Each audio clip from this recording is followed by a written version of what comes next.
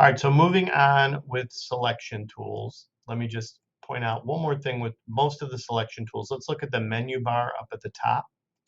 There are basically four uh, ways to select as far as adding or subtracting from a selection. So notice the second one, the default one is this first one, new selection. Second one over is add to selection. Third one over is subtract from selection. And fourth one over is intersect with selection. You're going to use new selection all the time.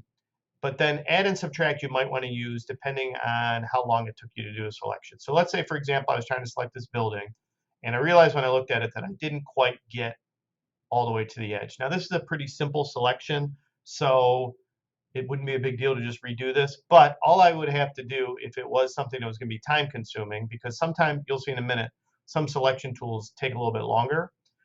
If I click this add to selection button, the second one over, I can then just do another selection, and what it'll do is it'll just add to the current one. And conversely, let's say when I was selecting the building, I went too far, and so I have this extra here I don't want, I can just take away from the selection, and again, just drag it over, and it'll cut that part away from what I'm doing, okay?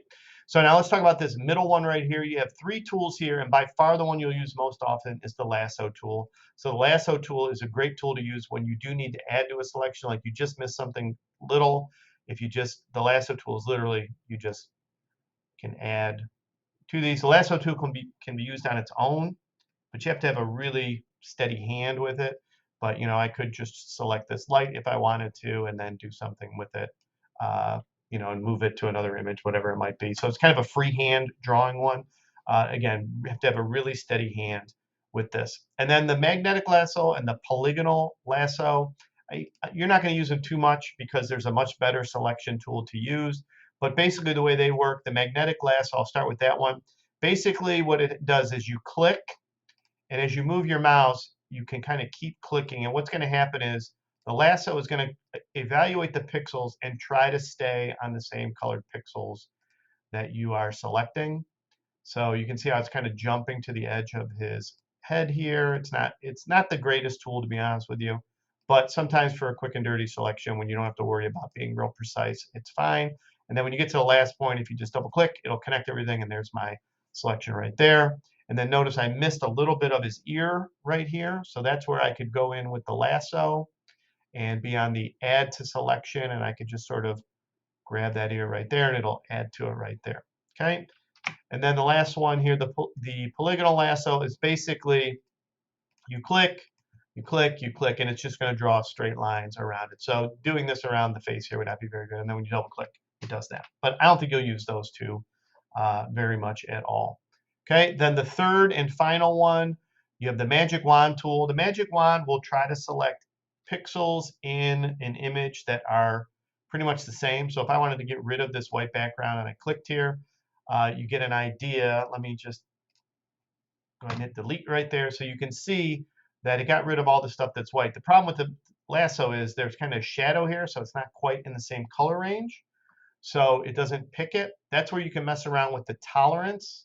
Okay, the higher the tolerance, I believe, let me experiment here. So let me turn the tolerance up to 100 and click again.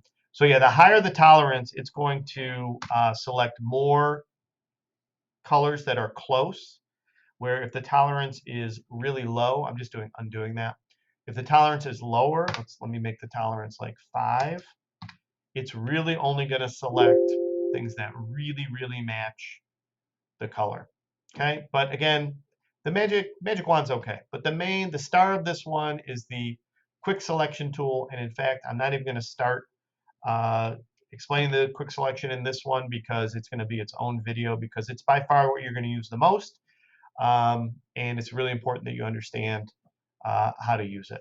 Okay, so I think I gave you everything I wanted to. The adding and subtracting from selections is the most important thing with this. And again, you can add and subtract from any selection with any other tool. So I could come in with the marquee here and do this, and it's going to add to that. And then I could come back with the lasso and grab this corner here, and it's going to add and do that sort of thing. All right, so good. I think we're good with that. Quick selections next. It's the star of the show.